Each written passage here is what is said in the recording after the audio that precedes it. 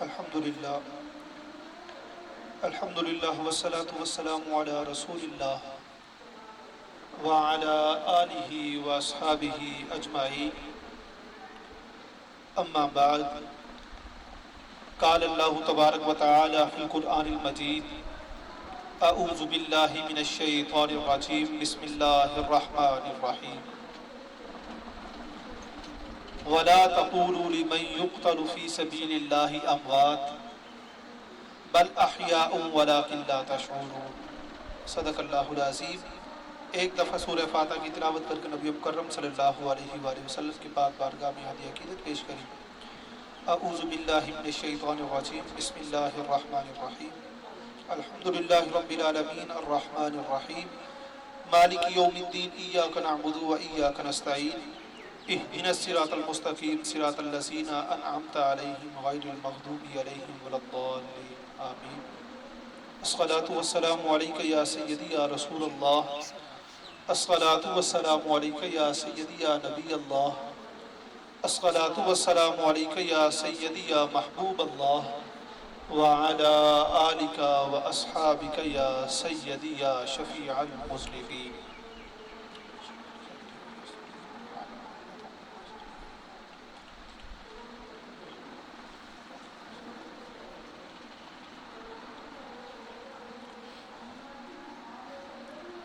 اللہ رب العزت نے قرآن کریم میں شہادت کے متعلق دو جگہ پہ برملا طور پہ ارشاد فرمایا۔ اس آیہ مقدسہ کے اندر جو ارشاد فرمایا گیا، اس کا شان نزول کچھ یوں ہے کہ جب غزوہ بدر میں مسلمانوں کی شہادتیں ہوئیں تو مختلف لوگوں نے مختلف چیمگوئیاں کی، آراء قائم کی کہ اگر آج وہ زندہ ہوتے تو جس طرح سے آج ہم لطف اندوز ہو رہے ہیں دنیاوی زندگی سے اور ہمیں فائدہ پہنچ رہا ہے، ہم نعمتیں استعمال کر رہے ہیں، وہ بھی استعمال کرتے۔ جب ایسی باتیں کی گئیں تو اللہ رب العزت نے جواباً یہ آیت مقدسہ نازل فرمائی۔ اللہ رب العزت نے ارشاد فرمایا، بسم اللہ الرحمن الرحیم، وَلَا تَقُولُوا لِمَنْ يُقْتَلُ فِي سَبِيلِ اللَّهِ أَمْوَاتٌ، اور وہ لوگ جو اللہ رب العزت کی راہ میں قتل کیے جائیں، مار دیے جائیں، شہید کر دیے جائیں، ان کو مردہ نہ کہو، بل احیاء، بلکہ وہ زندہ ہیں، ولکن لا تشعرون، لیکن تم ان کی زندگی کی سمجھ نہیں رکھتے کہ وہ زندگی کیسی زندگی ہے۔ اللہ رب العزت نے قرآن کریم میں دوسری جگہ پھر ارشاد فرمایا، بسم اللہ الرحمن الرحیم، وَلَا تَحْسَبَنَّ الَّذِينَ قُتِلُوا فِي سَبِيلِ اللَّهِ أَمْوَاتٌ، کہ وہ لوگ جو اللہ کی راہ میں شہید کر دیے جاتے ہیں ان کے بارے میں ہرگز مردہ گمان بھی نہ کرو، چہ جائے کہ تم منہ سے کہو کہ وہ مردہ ہے، تمہارے دلوں میں گمان بھی نہیں ہونا چاہیے کہ وہ مردہ ہے۔ بل احیاء، بلکہ وہ زندہ ہیں، عند ربہم یرزقون، اور اپنے رب کے پاس ان کو اللہ رب العزت کی شایان شان رزق دیا جاتا ہے۔ یہ وہ دو آیت مقدسہ ہیں جو شہداء کے بارے میں اللہ رب العزت نے صراحتاً بیان فرمائی ہیں۔ اب پتہ یہ چلتا ہے کہ وہ بندہ جو اللہ رب العزت کی ذات کے لیے، اس کے دین کی سربلندی کے لیے شہید کر دیا جاتا ہے، اپنی جان سے ہاتھ دھو بیٹھتا ہے، اللہ رب العزت فرماتا ہے کہ وہ زندہ ہے۔ کیسے زندہ ہے، کس انداز میں زندہ ہے؟ جو بندہ ایمان والا ہے اسے اس بات میں پڑھنے کی ضرورت نہیں ہے۔ جب وہ ایمان بالغیب رکھتا ہے اور نبی مکرم صلی اللہ علیہ وآلہ وسلم کی ذات پہ ایمان رکھتا ہے، تو جو اللہ رب العزت نے آپ صلی اللہ علیہ وآلہ وسلم کی زبان اقدس سے ہمیں بیان فرما دیا ہے کہ وہ زندہ ہیں، انہیں رزق دیا جاتا ہے، تو ہمیں اسے تسلیم کرنا چاہیے اور اس کے آگے کسی قسم کا کوئی اعتراض اور سوال کرنے کی ضرورت نہیں رہی۔ آگے اللہ رب العزت نے ارشاد فرمایا، بسم اللہ الرحمن الرحیم، فارحین بما آتاہم اللہ من فضلہ، کہ جو نعمتیں اللہ رب العزت انہیں عطا فرماتا ہے وہ ان پر اپنے رب کے فضل سے خوش ہیں کہ وہ شہید کر دیے گئے ہیں، اللہ رب العزت کی بارگاہ میں انہیں رزق دیا جاتا ہے۔ اللہ رب العزت فرماتا ہے کہ وہ جو نعمتیں انہیں میسر آتی ہیں ان کے اوپر وہ بہت زیادہ خوش ہیں۔ آگے فرمایا، وَيَسْتَبْشِرُونَ بِالَّذِينَ لَمْ يَلْحَقُوا بِهِمْ مِنْ خَلْفِهِمْ، اور وہ خوش ہو رہے ہیں ان لوگوں کے لیے جو ابھی تک ان کے پیچھے رہ جانے والے ہیں اور ان کے ساتھ آ کے ملے نہیں ہیں، کہ وہ لوگ جو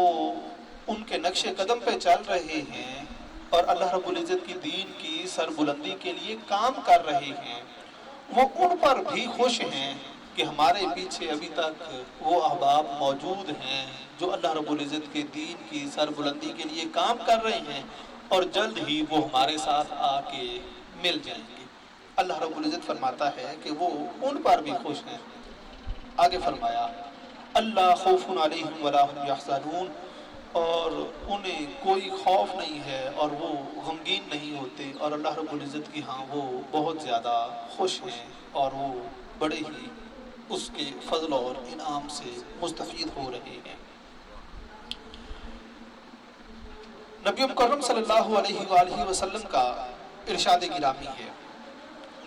کہ جب بندہ مومن شہید کر دیا جاتا ہے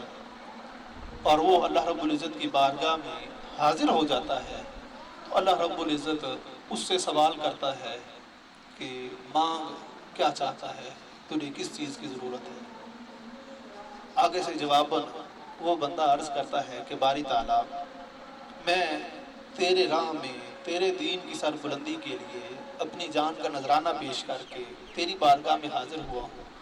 میں یہ چاہتا ہوں کہ مجھے 10 مرتبہ اسی طرح سے زندگی دے اور بار بار میں اسی طرح سے کٹ کے تیری بارگاہ میں حاضر ہوتا رہوں۔ اس پہ تائید اللہ رب العزت کا یہ فرمان کہ وہ میری نعمتوں پہ، میری نوازشات پہ بہت زیادہ خوش ہیں۔ دوسری جانب ایک انسان ہے، وہ ظاہری طور پہ تکلیف دیکھ رہا ہے، ابتلا دیکھ رہا ہے، وہ آزمائش دیکھ رہا ہے، اور دوسری جانب وہ ہے کہ جو اس ابتلا سے، اس تکلیف سے گزر رہا ہے وہ خوش ہو رہا ہے، جو صرف ابتلا اور تکلیف دیکھ رہا ہے وہ اس سے ڈر رہا ہے۔ رومی اس کے اوپر ایک مثال دیتے ہیں، آپ فرماتے ہیں کہ یہ وجود ایک پنجرے کی مانند ہے، اس میں جو روح ہے وہ ایک پرندے کی مانند ہے، کہ جس طرح سے ایک پرندے کو پنجرے میں قید کر دیا جاتا ہے اسی طرح سے روح کو جسم کے اندر قید کر دیا گیا ہے۔ آپ فرماتے ہیں کہ اگر وہ پنجرا جس میں وہ پرندہ موجود ہے کسی ایسی جگہ پہ موجود ہے جہاں پہ ارد گرد خونخوار درندے ہیں، چیرنے پھاڑنے والے ہیں،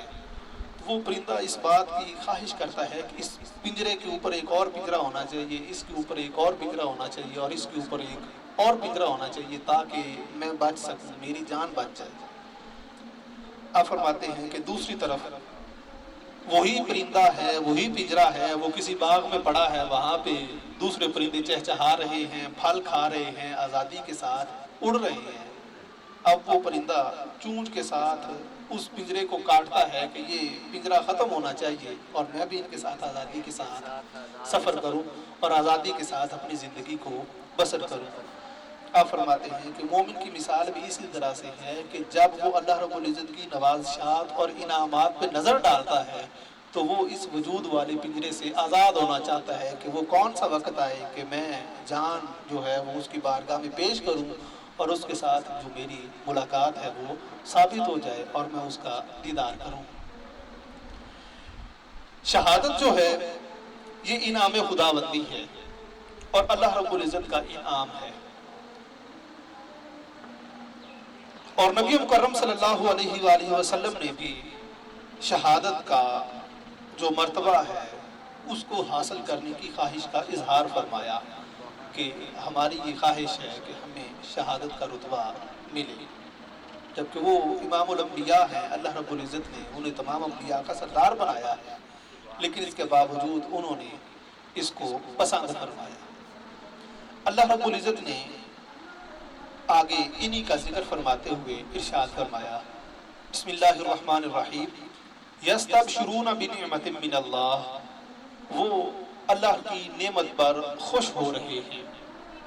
وفضل، اور فضل پر جو اللہ رب العزت نے ان پر نعمت کی ہے شہادت والی، اور جو فضل فرمایا ہے اس پر وہ خوش ہو رہے ہیں۔ وَأَنَّ اللَّهَ لَا يُضِيعُ أَجْرَ الْمُؤْمِنِينَ، اور اللہ رب العزت ایمان والوں کا اجر ضائع نہیں فرماتا۔ اب نماز ہے،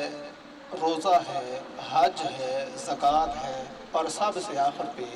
جہاد ہے۔ اللہ رب العزت نے روزانہ پنجگانہ نماز لازم فرمائی، فرض قرار دی کہ دن میں 5 مرتبہ انسان کو یاد دہانی ہوتی رہے کہ میں اس بارگاہ حقیقی سے آیا ہوں اور اسی کی طرف میں نے لوٹ کے جانا ہے، اور وہ لبیک کہتے ہوئے اس یاد دہانی کو تازہ کرتا رہے۔ نماز پڑھتے وقت تکبیر تحریمہ کہی، اللہ اکبر کہا، اور ہر وہ چیز جو جائز بھی تھی اور حلال بھی تھی، کھانا پینا، چلنا پھرنا، گفتگو کرنا، وہ ساری چیزیں حرام ہو گئیں۔ کس کے لیے؟ اللہ رب العزت کی ذات کے لیے۔ اللہ رب العزت کو اس نماز کی ضرورت نہیں ہے، لیکن وہ اخلاص دیکھتا ہے، وہ نیت دیکھتا ہے کہ وہ بندہ جو میری رضا کے لیے، میرے ساتھ ہم کلام ہونے کے لیے جائز چیزوں کو چھوڑ سکتا ہے، تو کیسے ممکن ہے کہ وہ ناجائز چیزوں کو نہیں چھوڑے گا۔ اسی طرح سے روزہ ہے کہ کھانا پینا، نفسانی خواہشات کے اوپر قابو رکھنا اور تمام چیزوں سے بچ کے رہنا، یہ ایک پریکٹس ہے۔ اللہ رب العزت فرماتا ہے کہ روزہ میرے لیے ہے اور میں ہی اس کی جزا دوں گا۔ اسی طرح سے زکوٰۃ ہے کہ انسان مال کے اوپر بڑا فخر کرتا ہے کہ یہ مال میں نے بڑی محنت سے کمایا ہے۔ اللہ رب العزت فرماتا ہے کہ یہ میری طرف سے آیا ہے، میری طرف ہی اس نے لوٹ کے آنا ہے، لہٰذا وہ بندے جن کو میں نے یہ نہیں دیا تو اپنے ہاتھ سے ان کے اوپر خرچ کر، تاکہ تجھے اس بات کا ادراک ہو کہ سخاوت اسے کہتے ہیں۔ اللہ رب العزت ایسے عنایت فرماتا ہے، اور میرے اوپر اس نے اسی طرح سے عنایت فرمائی ہے اور میری جھولی میں یہ رزق ڈالا ہے۔ جہاد جو ہے یہ سب سے آخری مرحلہ ہے کہ تو ساری چیزیں چھوڑ سکتا ہے، لیکن ایک وقت ایسا بھی آتا ہے زندگی میں کہ جب ساری چیزیں تیرے سامنے ہوتی ہیں، ان کو چھوڑ کے اور بشمول اپنی جان کو میرے سامنے پیش کر کے میری بارگاہ کی حاضری جو ہے وہ چاہیے ہوتی ہے۔ اللہ رب العزت نے اس وجہ سے شہادت کے اندر بہت بلند مقام رکھا ہے کہ جہاں پہ مال، دولت، عزت، آبرو، رشتہ دار سب چیزیں الگ ہیں، اور سب سے پیاری جان ہے، اور جان بھی اللہ رب العزت کی ذات پہ جب قربان کرتا ہے تو وہ جو سرفرازی عطا فرماتا ہے، علامہ اقبال فرماتے ہیں کہ وہ صرف شہید ہی جانتا ہے، اس کے علاوہ کوئی دوسرا بندہ نہیں جان سکتا۔ مولانا روم اس میں مثال دیتے ہیں، آپ فرماتے ہیں کہ مثال کے طور پہ ایک گلاس کے اندر ایک شربت موجود ہے، اس شربت کے اندر جو ذائقہ ہے، جو ٹیسٹ ہے، وہ پینے والا جانتا ہے۔ اب اسے کوئی شخص یہ کہے کہ اس کو بیان کرو کہ یہ کیا ہے، وہ کہے گا کہ یہ شربت ہے۔ شربت کیسا ہے؟ یہ میٹھا ہے۔ میٹھا کیسا ہے؟ یہ شکر کے جیسا ہے۔ شکر کیا ہوتی ہے؟ وہ گنے سے بنتی ہے۔ آپ فرماتے ہیں کہ جیسے جیسے پھوٹتا جائے گا ویسے ویسے بات مشکل ہوتی چلی جائے گی، چاہے جائے کہ اسے ایک گھونٹ پلا دیا جائے، اس کو جواب مل جائے گا کہ یہ شربت کیسا ہے، اس کا لذت کیسی ہے، اس کے اندر کیا مزہ چھپا ہوا ہے۔ اسی طرح سے شہادت ہے، اس کے اندر جو چیز چھپی ہوئی ہے یہ شہید ہی جانتا ہے اور اس کے لیے جان دینا ضروری ہے۔ اس کے علاوہ اس کو کہیں کہ زبان کے ساتھ بیان کر دیں گے، یہ بیان کرنا ممکن نہیں ہے۔ شہادت ہی نام خدا بندی ہے، اور ہم روزانہ پنجگانہ نماز میں یہی اللہ رب العزت کی بارگاہ میں عرض گزار ہوتے ہیں کہ باری تعالیٰ ہمیں انعام یافتہ بندوں کے ساتھ ملا دے، ہمیں ہدایت کا رستہ عطا فرما، جن پر تو نے انعام فرمایا ان کے رستے پہ چلا۔ اللہ رب العزت نے قرآن کریم میں ارشاد فرمایا، بسم اللہ الرحمن الرحیم، وَمَن يُطِعِ اللَّهَ وَالرَّسُولَ، جو اطاعت کرتے ہیں اللہ کی اور رسول مکرم صلی اللہ علیہ وآلہ وسلم کی، اولئک مع الذین انعم اللہ علیہم، وہ لوگ ان لوگوں کے ساتھ ہوں گے جن پر اللہ تعالیٰ نے انعام فرمایا۔ وہ انعام یافتہ بندے کون ہیں؟ اللہ تعالیٰ نے فرمایا من النبیین، وہ میرے انبیاء کرام ہیں، والصدیقین، اور وہ صدیق ہیں، والشہداء والصالحین، اور وہ شہید ہیں اور وہ صالحین ہیں، اور آگے فرمایا وَحَسُنَ أُولَٰئِكَ رَفِیقًا، اور یہ کیا ہی اچھے ساتھی ہیں، یہ بہت ہی اچھے دوست ہیں، یہ بہت ہی اچھے ساتھی ہیں۔ ساتھی کا اچھا ہونا یہ کسی طور نعمت سے کم نہیں ہے۔ اللہ رب العزت نے خود فرمایا، بسم اللہ الرحمن الرحیم، ذَلِكَ الْفَضْلُ مِنَ اللَّهِ، یہ اچھے ساتھی کا مل جانا اللہ کے فضل سے میسر آتا ہے۔ وَقَفَى بِاللَّهِ عَلِيمًا، اور پھر اللہ رب العزت کافی ہو جاتا ہے اور وہی جاننے والا ہے کہ اچھا ساتھی بھی اللہ رب العزت کے فضل سے میسر آتا ہے۔ اگر اس کا فضل شامل حال ہے تو پھر ساتھی اچھا مل سکتا ہے۔ یہ تو ہے وہ شہادت جو ایک عام بندے کے ساتھ بھی متعلقہ ہے کہ جو بھی اللہ رب العزت کی بارگاہ میں شہادت کا رتبہ حاصل کرے گا، اللہ رب العزت اس کو اپنی شایان شان سرفرازی اور بلندی عطا فرمائے گا۔ دوسری جانب حضرت امام علی مقام علیہ السلام جو ہیں، امام حسین، آپ کے ساتھ شہادتوں کا ایک طویل سلسلہ جڑا ہوا ہے۔ جب آپ نے سفر کا ارادہ فرمایا تو حضرت عبد الرحمن بن عوف نے آپ کی بارگاہ میں آ کے عرض کی کہ اے نواس رسول، آپ جس جانب سفر کر رہے ہیں وہ لوگ اچھے نہیں ہیں، وہ منافق ہیں، آپ کا ان کی طرف جانا، ان کی بات پہ اعتبار کرنا کچھ اچھا نہیں ہے، مہربانی کر کے آپ اس سفر کو ترک کر دیں۔ آپ نے جواباً ارشاد فرمایا کہ اللہ رب العزت کے حکم کو کوئی بندہ ٹال نہیں سکتا، جو اس نے لکھا ہے وہ ہو کے رہنا ہے، لہٰذا ہمارے لیے ابھی بہتر یہ ہے کہ ہم یہ سفر کریں۔ نبی مکرم صلی اللہ علیہ وآلہ وسلم کا پاک ارشاد گرامی ہے کہ الحسین منی وانا من الحسین، حسین مجھ سے ہیں اور میں حسین سے ہوں۔ یہ محبت کی باتیں ہیں جو نبی مکرم صلی اللہ علیہ وآلہ وسلم نے حضرت امام علی مقام کے ساتھ فرمائی۔ آگے فرمایا کہ جس نے اسے اذیت دی اس نے مجھے اذیت دی، کہ جس نے امام علی مقام کو اذیت دی اس نے مجھے اذیت دی، کہ یہ میرے محبوب ہیں، مجھے ان کے ساتھ محبت ہے، اور جو محبوب کو اذیت دیتا ہے وہ محب کو بھی اذیت دیتا ہے۔ آپ نے فرمایا کہ جس نے اس سے محبت کی اس نے مجھ سے محبت کی، کہ جو میرے اہل بیت کے ساتھ محبت کرے وہ میرے ساتھ محبت کرنے والا ہے۔ آگے فرمایا اے باری تعالیٰ، جو میرے حسین کو دوست رکھے اس کو تو بھی دوست رکھ، جو اس کے ساتھ دشمنی کرے اس کے ساتھ تو بھی دشمنی رکھ۔ اب وہ الفاظ جو اذیت والے ہیں کہ نبی مکرم صلی اللہ علیہ وآلہ وسلم نے ارشاد فرمایا کہ جس نے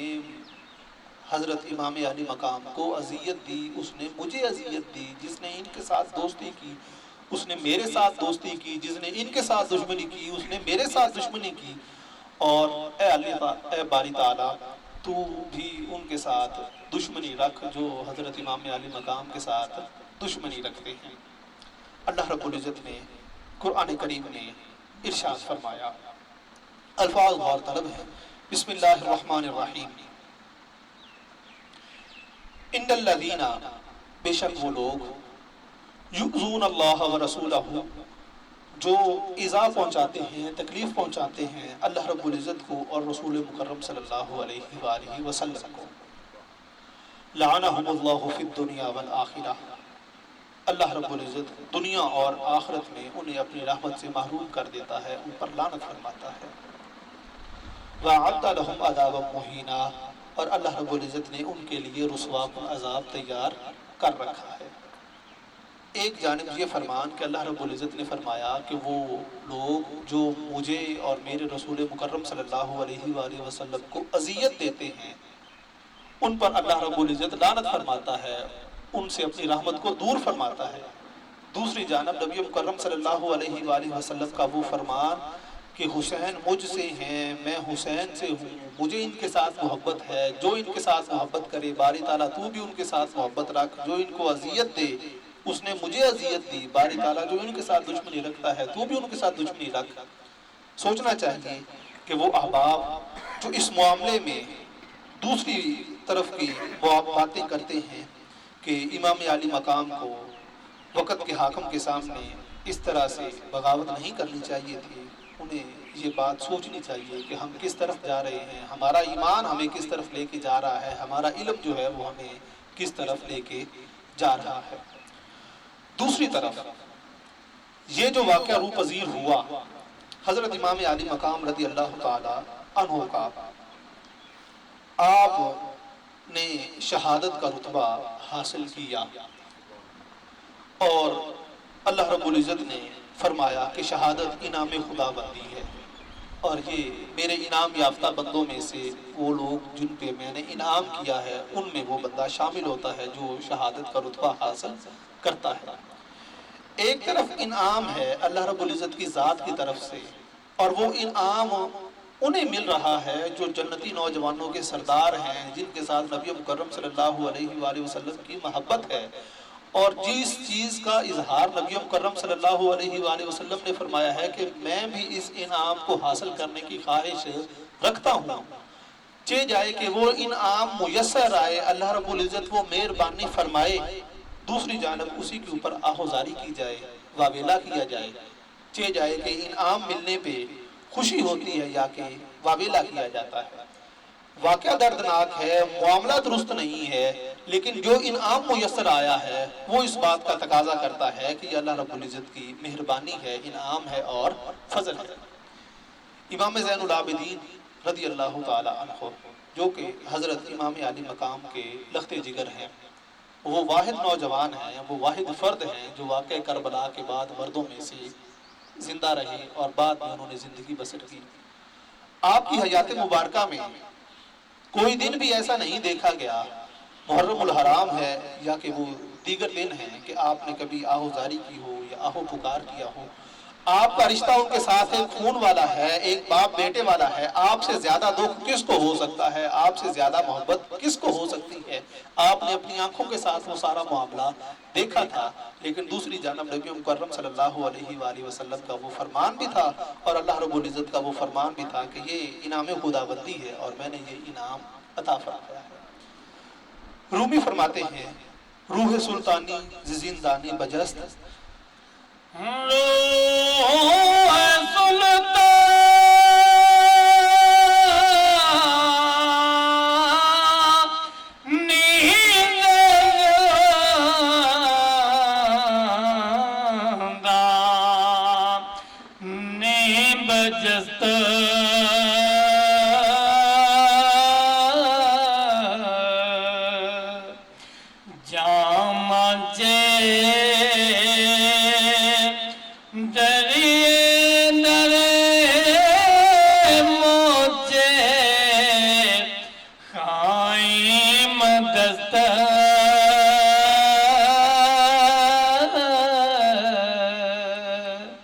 فرماتے ہیں روح سلطانی سے زندانی بجست،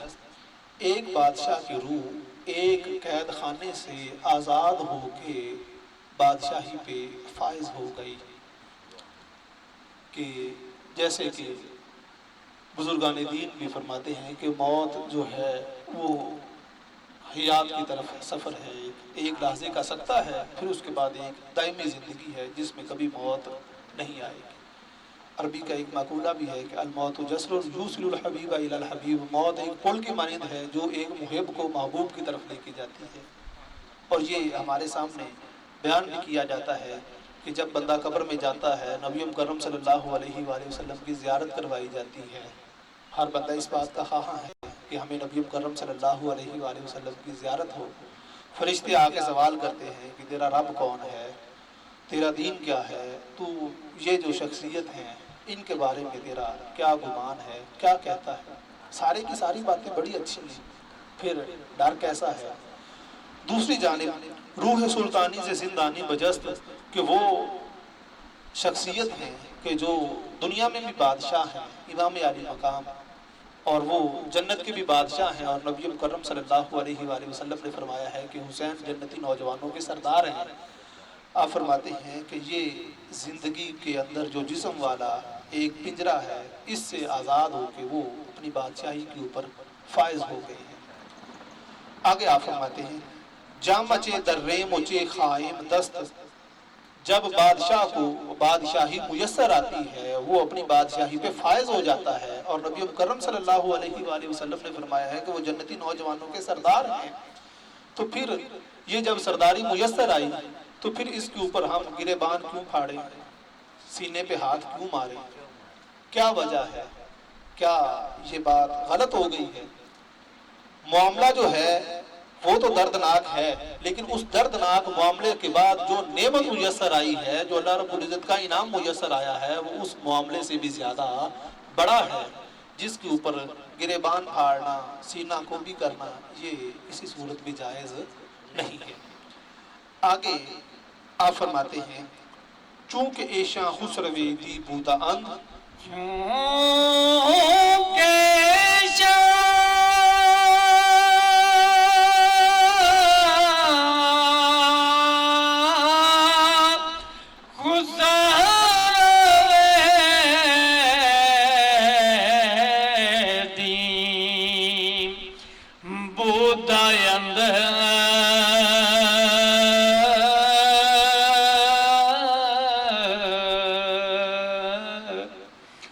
وقت شادی شدہ جو بشکس تند بند،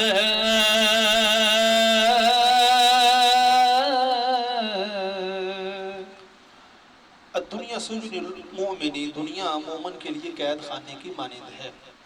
کہ دنیا میں انسان مسافر بن کے آیا ہے کچھ لمحے کے لیے، وہ چند سال، چند گھڑیاں، چند مہینے ہو سکتے ہیں، پھر اس نے اس دنیا سے اللہ رب العزت کی بارگاہ میں جا کے حاضر ہونا ہے۔ آپ فرماتے ہیں کہ وہ دین کے بادشاہ ہیں، دین کی سربلندی ان کے ساتھ وابستہ ہے، تو جب دین کے بادشاہ نے اس دنیا والے قید خانے کو توڑ کے اپنی جو جگہ ہے وہ حاصل کر لی ہے، تو پھر اس میں خوشی کا وقت ہے یا کہ غمی کا وقت ہے؟ جو اللہ رب العزت نے انعام فرمایا ہے اس کے اوپر خوشی کی جائے یا کہ غم منایا جائے۔ اسی وجہ سے بزرگان دین کے جو آراس ہیں، جو عرس کی محفلیں ہیں، وہ اسی لیے تو سجائی جاتی ہیں کہ وہ بزرگ دنیا میں تو رہتے ہوئے اللہ رب العزت کے انعام و اکرام حاصل کرتے رہے اور وہ فیضان پھیلاتے رہے، لیکن وہ دن جب ان کا وصال ہوا، اس دن انہوں نے اللہ رب العزت کی ذات کے ساتھ وہ ملاقات کی، نبی مکرم صلی اللہ علیہ وآلہ وسلم کی ذات کے ساتھ وہ ملاقات کی جس کے لیے انہوں نے دنیا میں تمام چیزوں کو چھوڑا۔ تو لہٰذا وہ وصال، وہ ملاقات، وہ خوشی کا معاملہ ہے یا کہ غمی کا معاملہ ہے، دیکھنے والے بندے کو بڑا دردناک معاملہ نظر آ رہا ہے، لیکن جس بندے کے ساتھ وہ متعلقہ ہے وہ کہتا ہے کہ میں بڑا خوش ہوں، جو میرے نقش قدم پہ چل کے آ رہے ہیں میں تو ان کے لیے بھی بڑا خوش ہوں کہ کوئی میرے پیچھے ایسا بندہ موجود ہے کہ جو میری پیروی کرنے والا ہے۔ آپ فرماتے ہیں کہ جب دین کے بادشاہ کو بادشاہی میسر آتی ہے تو پھر وہ خوشی کی بات ہے یا کہ غم والی بات ہے۔ آگے آپ فرماتے ہیں کہ روز ملکستوں گہے شاہد شاہد کے ملک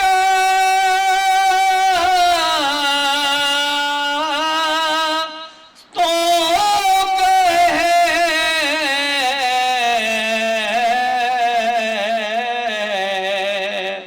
شاہن شہید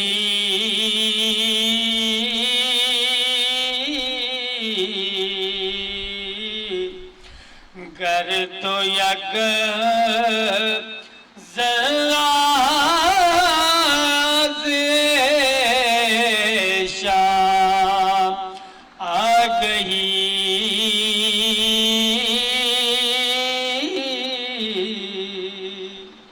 آپ فرماتے ہیں کہ آج وہ بادشاہی کا دن ہے، وہ تاج پوشی کا دن ہے، اگر تو ذرا سا بھی اس بات کو سمجھتا ہے تو پھر تو اپنا سینہ نہیں پھوٹے گا، بلکہ اللہ رب العزت کی ذات کا شکر ادا کرے گا کہ اس نے مہربانی فرمائی اور اپنا فضل فرمایا۔ اگر تو اس بات کے ساتھ آگاہ نہیں ہے اور اس فضل کو تو نہیں جانتا تو پھر ممکن ہے کہ تو روز محشر کا بھی منکر ہے اور اللہ رب العزت کی ذات کے ساتھ ملاقات کا بھی منکر ہے کہ اس نے یہ بات رکھی ہے کہ جب بندہ اس دنیا سے چلا جاتا ہے تو محشر والے دن اس کو تمام لوگوں کے سامنے سرفرازی جو ہے وہ ظاہر کی جائے گی، اور جب وہ چلا جاتا ہے تو میرے ساتھ اس کو ملاقات میسر آئے گی۔ آپ فرماتے ہیں کہ وہ ملاقات، وہ سرفرازی اگر تیری سمجھ میں نہیں آ رہی تو پھر یہ تیری عقل کا قصور ہے، تو جا کے پھر اپنی عقل کا علاج کروا۔ ممکن ہے کہ جب تو یہ بات سوچ رہا ہے تو کچھ عرصے بعد تو یہ بھی کہے کہ شاید حشر کا میدان لگنا بھی ہے یا نہیں لگنا، اللہ رب العزت کے ساتھ ملاقات ہونی بھی ہے یا کہ نہیں ہونی۔ آپ فرماتے ہیں کہ تیرے لیے ضروری یہ بات ہے کہ تو اپنے دل کے اوپر، اپنی دین کے اوپر آہوزاری کر کہ جس نے تجھے اس بات کی سمجھ عطا نہیں کی، جبکہ دین جو ہے، جو دل والا ہے، وہ تو اس بات کو جانتا ہے کہ اللہ رب العزت جو ہے وہ بڑا مہربان ہے، رحم فرمانے والا ہے، اور اس نے یہ مہربانی فرمائی ہے۔ اس کے اوپر آپ مثال دیتے ہیں، آپ فرماتے ہیں کہ وہ بندہ جو ایک دریا دیکھ لیتا ہے، ایک سمندر دیکھ لیتا ہے، ایک بڑی چیز دیکھ لیتا ہے، وہ پھر اس چیز کے اندر بخل نہیں کرتا، وہ چیز اس کے سامنے ہیچ ہو جاتی ہے۔ آپ فرماتے ہیں کہ اسی طرح سے بندہ مومن اور بالخصوص امام علی مقام رضی اللہ تعالی عنہ، ان کی نظر اللہ رب العزت کے انعام و اکرام پہ تھے۔ جب انہوں نے وہ انعام و اکرام دیکھے تو یہ جان اس کے سامنے ہیچ محسوس ہوئی، لہٰذا انہوں نے اس کی بارگاہ میں پیش کر دی، جس طرح سے نبی مکرم صلی اللہ علیہ وآلہ وسلم نے ارشاد فرمایا کہ جب بندہ مومن شہادت کا رتبہ حاصل کر کے اللہ کی بارگاہ میں حاضر ہوتا ہے تو اس سے سوال کیا جاتا ہے کہ مانگ کیا مانگتا ہے، وہ جواباً یہی عرض کرتا ہے کہ باری تعالیٰ 10 مرتبہ تو مجھے زندگی دے، میں بار بار کٹ کے تیری بارگاہ میں اسی طرح سے حاضر ہوتا رہوں۔ آپ فرماتے ہیں کہ وہ بندہ جو دریا دیکھ لیتا ہے، جو سمندر دیکھ لیتا ہے، وہ پھر ایک چلو بھر پانی کے اندر بخل نہیں کرتا، وہ کہتا ہے کہ یہ جاتا ہے تو جائے، میرے پاس اس سے بڑا سمندر موجود ہے۔ آپ فرماتے ہیں کہ یہی وہ معاملہ تھا کہ حضرت امام علی مقام نے جب نظر دیکھی اللہ رب العزت کے انعام و اکرام پہ تو انہوں نے اس جان کو ہیچ جانا اور انہوں نے اس کو جاتا ہوا سمجھا۔ آپ نے جو خطبہ ارشاد فرمایا اس کے اندر بھی خلاصہ تن یہی تھا کہ آپ نے فرمایا کہ یہ دنیا مستقل رہنے کی جگہ نہیں ہے، اگر اس میں کوئی بندہ مستقل رہتا ہوتا تو سب سے پہلے حقدار انبیاء کرام تھے کہ جن کو دوام حاصل ہوتا، موت آتی ہی نہ، اور وہ اس دنیا میں قائم اور دائم رہتے۔ یہ برحق ہے، اس نے آنا ہی ہے، اور اللہ رب العزت نے جو انعام ہمیں عطا فرمایا ہے وہ کسی طور بھی کسی چیز کے برابر نہیں ہو سکتا۔ تو آپ نے شہادت سے پہلے بھی اس بات کو برملا طور پہ بیان فرمایا کہ یہ اللہ رب العزت کا انعام ہے جو اس نے ہمیں عطا فرمایا ہے اور ہم نے اس کو قبول کیا ہے۔ مولانا روم نے یہ بات عرصہ دراز پہلے بیان فرمائی، علامہ اقبال نے اس کو دوبارہ پھر زندہ کیا اور پھر سے اس کی وضاحت فرمائی۔ اب جس طرح سے پنجابی کی وہ مثال ہے کہ 100 سے آنا ایک گل تے مرک وکھو وقت، کہ جو بات حضرت مولانا روم نے بیان کی وہی علامہ اقبال نے کی، ان کے درمیان ایک لمبا عرصہ ہے اور یہی جملہ بزرگان دین جو ہیں وہ بیان کر رہے ہیں، وہ چاہے پیر مہر علی شاہ صاحب ہیں، سید قطب علی شاہ بخاری رحمۃ اللہ تعالیٰ ہیں، تمام نے ایک ہی بات بیان کی۔ آج لوگ اگر اس کے علاوہ کچھ اور بات بیان کرتے ہیں تو سوچنا چاہیے کہ وہ لوگ جو خود سادات ہیں، جن کے اوپر اللہ رب العزت نے انعام و اکرام فرمایا، ان کو پھر سمجھ نہیں آئے آج تک کہ وہ غلط لکھتے رہے ہیں، وہ غلط بیان کرتے رہے ہیں، چہ جائے کہ آج والے جو ہیں وہ زیادہ سمجھ والے ہو گئے ہیں۔ علامہ اقبال فرماتے ہیں زندگی محکم سے تسلیم و رضاست، کہ زندگی جو ہے یہ تسلیم و رضا کا نام ہے، کہ جو حکم آئے مالک کا اس کو مان لینا چاہیے، یہی زندگی ہے۔ اگر اس کے ساتھ انکار کیا جائے گا تو وہ پھر تسلیم و رضا نہیں ہوگا، وہ پھر آکڑ خانی ہوگی، اور اکڑ کرنے والا جو ہے اس کو اللہ رب العزت پسند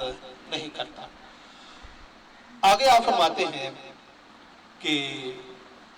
جو بندہ مومن ہے اس کی جنگ کس لیے ہوتی ہے؟ آپ فرماتے ہیں جنگ شاہان جہاں غارت گریست، کہ بادشاہوں کی جنگ جو ہے وہ تباہی لانا ہے، قتل و غارت کرنا ہے۔ جنگ مومن سنت پیغمبریست، ایمان والے بندے کی جو جنگ ہے وہ نبی مکرم صلی اللہ علیہ وآلہ وسلم کی سنت کو پورا کرنا ہے۔ اس کے اوپر آپ پھر فرماتے ہیں کہ جو امام علی مقام ہیں ان کا معاملہ اللہ رب العزت کی بارگاہ کے ساتھ اور ہے، جو عام بندہ ہے اس کا معاملہ اور ہے۔ آپ فرماتے ہیں گرچہ ہر برگست بر مومن شکر، اگرچہ مومن کے لیے ہر وقت شکر ادا کرنا چاہیے، کہ جو بھی حکم آئے اللہ تعالیٰ کا اس پہ شکر ادا کرے۔ لَإِن شَكَرْتُمْ لَأَزِيدَنَّكُمْ، اگر تم شکر کرو گے تو اس میں برکت ڈال دی جائے گی اور اضافہ ہو جائے گا۔ آپ فرماتے ہیں مرگ پورے مرتضیٰ چیزیں دیگر، لیکن امام علی مقام کا جو اللہ رب العزت کی بارگاہ میں حاضر ہونا ہے یہ ایک الگ چیز ہے، اس کو تم عام شہیدوں کے ساتھ مماثلت نہ کرو، بلکہ جو مقام ان کو اللہ رب العزت نے عطا فرمایا ہے وہ وراء الورا ہے، وہ الگ ہے، وہ منفرد ہے، وہ سب سے جدا ہے۔ آگے آپ فرماتے ہیں جنگ مومن چیست ہجرت سوئے دوست، مومن کی جنگ کیا ہے؟ کہ اپنے دوست کی طرف سفر کرنا، اپنے دوست کے ساتھ ملاقات کے لیے جانا، کہ یہ ایک جان جو ہے یہ چلی جائے لیکن اللہ رب العزت کی ذات کے ساتھ ملاقات میسر آ جائے۔ آگے آپ فرماتے ہیں ترک عالم اختیار کوئے دوست، سارے جہان کو چھوڑ کے صرف اپنے محبوب کی گلی کو پسند کرنا، صرف اس کے در کو پسند کرنا کہ خالق حقیقی کا در میسر آ جائے، سارا جہان چھوٹتا ہے تو چھوٹ جائے۔ آگے آپ فرماتے ہیں جو آخری بات کس نہ دانت جز شہیدی نکتہ را، کو بخون خود خریدی نکتہ را، کہ یہ جو شہادت ہے اس کو جتنا بیان کرتے جائیں گے کہ شہادت کا مرتبہ یہ ہے، شہید کا مقام یہ ہے، شہید کو یہ انعام ملتا ہے، شہید کو یہ اکرام ملتا ہے، اس کے اوپر اتنا فضل ہوتا ہے، آپ فرماتے ہیں کہ سمجھ بھی نہیں سکتے، سمجھا بھی نہیں سکتے۔ کیوں نہیں سمجھا سکتے؟ آپ فرماتے ہیں کو بخون خود خریدی نکتہ را، کیونکہ اس کو سمجھنے کے لیے جان لینا ضروری ہے، کٹ کے اس کی بارگاہ میں جانا ضروری ہے۔ کہ وہ مولانا روم کی جو مثال آپ نے پہلے پڑھی کہ گلاس کے اندر شربت تو موجود ہے لیکن اس کو جتنا بیان کرتے جائیں گے اتنا ہی زیادہ مشکل ہوتا چلا جائے گا کہ یہ میٹھا ہے، کیسا میٹھا ہے، یہ پتلا ہے، کتنا پتلا ہے، چہ جائے کہ جب وہ ایک گھونٹ بھر لیا جائے گا تو اس سے میسر آ جائے گا کہ یہ ایسی لذت والا ہے۔ آپ فرماتے ہیں کہ یہی شہادت ہے کہ جب اس کو بندہ چکھ لیتا ہے پھر اسے پتا چلتا ہے۔ ویسے تم شہادت جتنی مرضی بیان کرو گے سمجھنے والے کو سمجھ نہیں آ سکتی، سمجھانے والا اس کو پوری طرح سے سمجھا نہیں سکتا۔ وجہ کیا ہے کہ اس کا معاملہ چکھنے کے ساتھ ہے، اس کا معاملہ بیان کرنے کے ساتھ نہیں ہے۔ اللہ رب العزت کی بارگاہ میں دعا ہے کہ وہ ہمیں نبی مکرم صلی اللہ علیہ وآلہ وسلم کے پاک اسوہ حسنہ پر عمل پیرا ہونے کی توفیق عطا فرمائے، ہمارے دلوں کو اپنی پاک ذات کا نور عطا فرمائے، ہمارے دلوں کا رخ اپنی پاک ذات کی طرف کر کے ہمیں گناہوں سے توبہ کرنے کی توفیق عطا فرمائے۔ شاہاں چرف گربہ نوازت قطارہ ربنا آتنا فی الدنیا حسنۃ وفی الآخرۃ حسنۃ وقنا عذاب النار۔